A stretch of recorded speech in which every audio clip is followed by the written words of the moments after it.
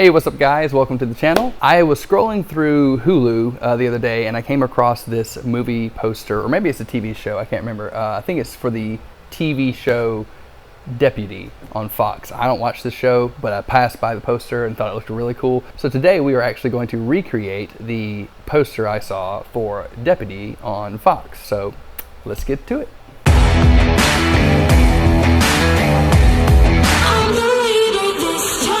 Hey guys, my name is Ryan Sims. Welcome to the channel. We're going to talk about photography. We're going to talk about lighting, behind the scenes, Photoshop, all that good stuff. So stay tuned. It's probably going to be a bumpy ride. Let's get to it.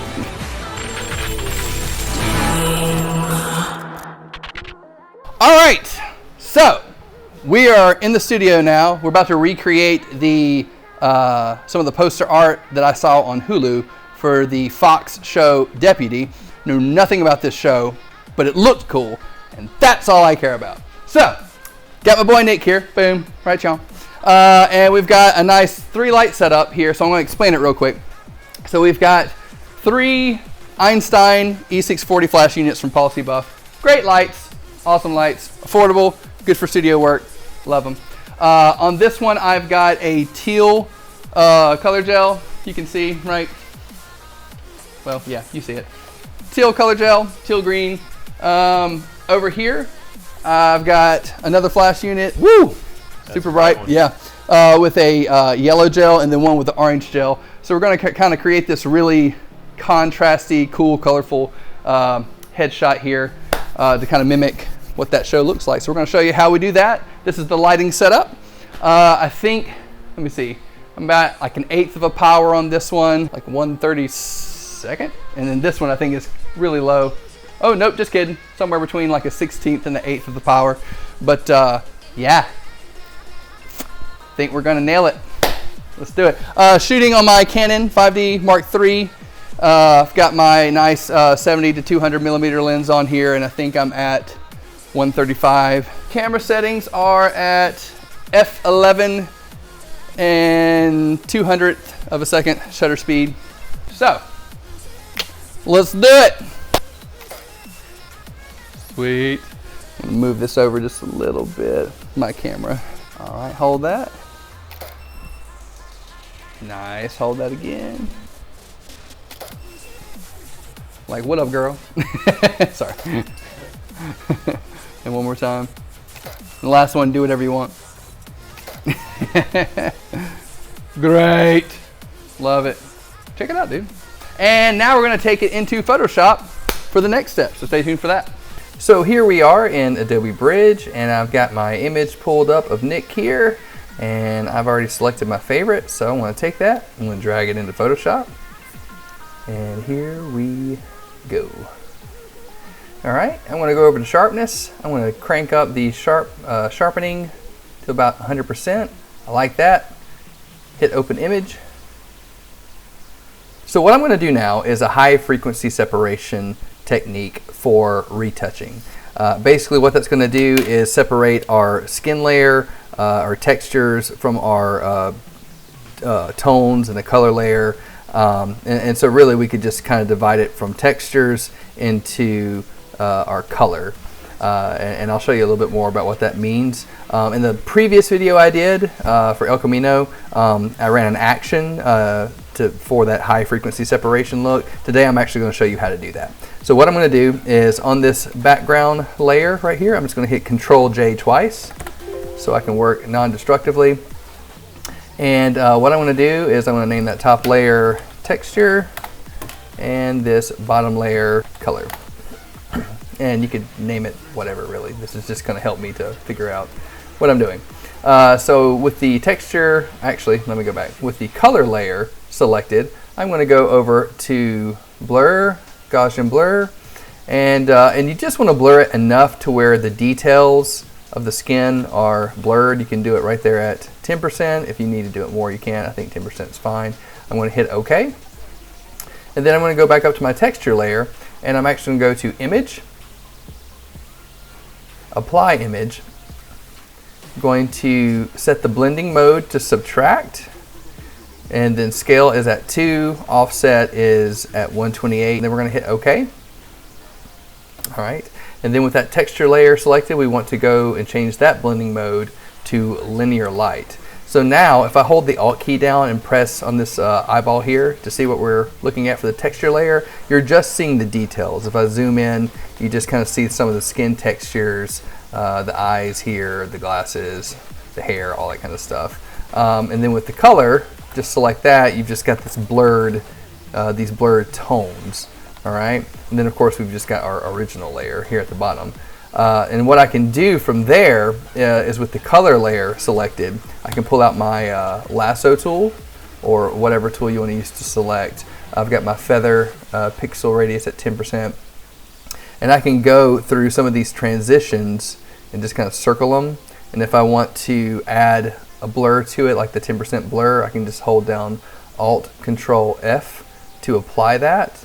I can just circle and hold those keys down and just kind of blur some of these transitional tones. And then with this texture layer, what we can do to kind of help see the skin tones better, we can actually add a black filter layer and change some of the presets here. Now some of these filters won't act the way we want them to because we actually shot this with color gels. And so since I was using like greens and these cyans, I might kind of play with them a little bit, bring the scale down. And what my goal here is just to really kind of see some of these imperfections in the skin, pimples and other things like that. And it's just kind of a tool to help your eyes see what they normally wouldn't see. So I'm not going to spend a whole lot of time doing a whole lot of retouching on this, but I just kind of wanted to show you that technique. And what I'm going to do now with this texture layer selected, I'm going to go over to my stamp tool, my clone stamping tool, make sure that the hardness is all the way up at 100%, my size is down a good bit, and I'm going to zoom in, and I'm holding down the Control plus and minus to zoom in and out. And I'm going to hold the Alt key down to sample from good areas of skin, and then let go of Alt to start painting over the areas that I want to hide. And you can see as I'm painting with my circular brush here, that little plus sign is showing you the areas where we're actually cloning that type of skin. So if I wanted to, say for example, give him more bumps, I could actually hold Alt over this bump and then over here put a bump right there in the middle of his forehead. Since we're actually trying to do the opposite of that and get rid of the bumps, then that's how we want to do this. So I'm just going to show you that real quick. We can speed through this section.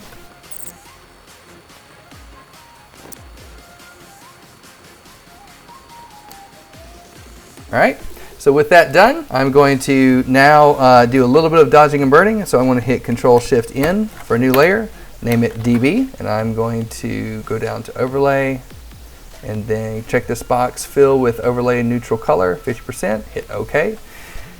And now we're going to do some dodging and burning. Basically what we're going to be doing is just painting over the image. I've got my exposure at 3% and range on the midtones, and I'm going to just be kind of painting over the shadows with the burn tool and painting over the highlights with the dodge tool. So here we go.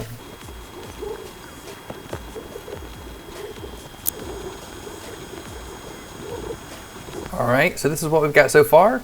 You can just kind of see this is what it's like when it's been dodged and burned. And this is before, this is after, before, after. And what I'm going to do is this is the image from Deputy, the Fox TV show that we're going to be kind of going after today. And so it should be relatively simple now that we've got our image dodged and burned and retouched and everything like that. And honestly, we probably could have done okay without doing any of that just because it seems to be kind of a gritty image. But what we're going to do is I'm going to stamp this image again. So I'm going to hit Control-Alt-Shift-E. And I'll just name it stamp again. And I'm actually going to move it over just a little bit, and we'll fill in that space in just a moment. Kind of looks like we already did with what was in the background. So I'm going to minimize this and scoot it over just a little bit so I can kind of see what we're doing. Now that I've got everything set up here, what I could actually do is, since this is showing what's in the background, if I hide this, you can see this is our image before we stamped it and I moved it over. I could actually put this little mask on here and with a black brush just kind of paint over this edge here. That way it kind of fades in just seamlessly. Hit Control-Alt-Shift-E again to stamp it again. And now that I've done that, I can actually get rid of the layer below it. So just hit delete there. Kind of like what they have set up here. It looks like it's maybe a 16:9 crop. So I'm actually going to go ahead and crop it. But horizontal, there we go. Kind of like how it's cutting off the head just a little bit. So I might kind of slide it down like that. I really like these colors, really like these tones. There's a little bit more orange in there. So what I'm going to do, it should be relatively simple, is I'm going to pull up these my city background and my texture, because you can see they've got a little bit of this rustic concrete looking texture in the background. So I've got my texture background.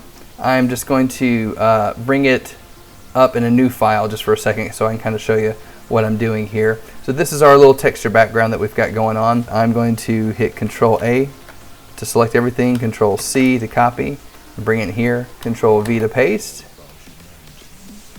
and we're going to rotate it. Actually, we're going to go this way, I think, with it. I'm going to bring it up, resize it here to fit the whole background, and hit OK. And with this, I'm just going to label it as concrete texture. And with the blending modes, I can just kind of go through, cycle through some of these blending modes. I'm going to go with overlay. So we kind of got this, you know, texture going over the background. If I want to, I can actually put this mask right here on it.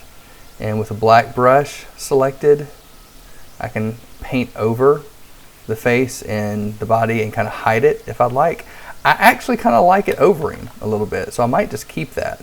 And maybe like at 25%, paint just a little bit out, but not a whole lot. So I'm going to go back over to my source images here. I've got like a city, I think this is maybe Los Angeles. And so I'm just going to drag it in. And again, we're just going to kind of resize this image. I can flip it, turn it however I want to turn it. I might flip it the other way, go to Edit, Transform, Horizontal, just because it looks like there's sunlight coming from this direction, and I've got this yellowy orange light hitting Nick from this direction, so it kind of looks like it might make a little bit more sense. And I can keep it probably roughly about this size. I can make it bigger if I want, and then I'm just going to hit Enter. With that layer selected, I'm going to go to my mask tool, paint out the edges so there's a nice fade, and then keep that going all the way, yeah, right up to there. So what I ended up doing is creating two city layers, one at like roughly 50% on normal, and then duplicated that layer again, only this time at 100% at soft light. So this layer is at 100% soft light, this one's 50% normal. And that's kind of close. I mean, again, we could play with this a variety of different ways, but this kind of gets, I could even lower that down maybe to either 50 or 75%. I'm going to go soft light at 70%. We'll just do that.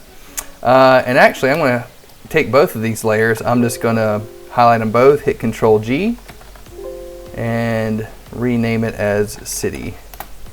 And I'm actually going to drag this layer below the concrete texture layer. That way that concrete texture layer is applied to it as well. So now what I think I'm going to do is I'm going to add this little orange, pink, red-ish hue into the image. And because it's multiple colors, I'm just going to create a new layer, Control-Shift-N, and just name it Paint, because I'm going to start doing some painting here and see what we come up with. As a matter of fact, what I may just do is bring that image into Photoshop, and with my eyedropper tool, I'm going to sample some of these colors and just start doing some painting.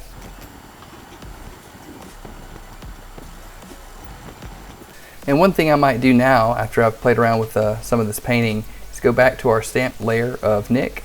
I might play around with some of the levels here, make it a little bit more contrasty. Not a whole lot though. Just kind of make some of these shadows a little bit darker. And we can add, let's see, another layer. I'm just going to call it Glow, and maybe change it to either Color Dodge or Screen, and maybe do a little orange paint over here in this little area. Just change it. I like Color Dodge there. I can always go back to my city, add another levels layer it as well if I want it to be a little bit more contrasty. which I could. I might go back to my layer with Nick and go to selective color, clip it to him, and then play around with some of these yellow tones, make them a little bit more orange. And last thing I might do is I might create one more stamp of everything, Control-Alt-Shift-E, and just sharpen this image up a little bit. One thing I like to do is sharpen everything up with a high pass filter sometimes, and so I'll just add a new layer and I'll name it Sharpen. And I'm going to go up to Filter, Other, High Pass, maybe leave the radius right there at 2 pixels, hit OK, and then change that layer to the blending mode Overlay. And if you zoom in, you can just see this is before, this is after, just a little sharpening, subtle difference. And there you have it, guys. That is how we recreate the promo art for the Fox TV show Deputy.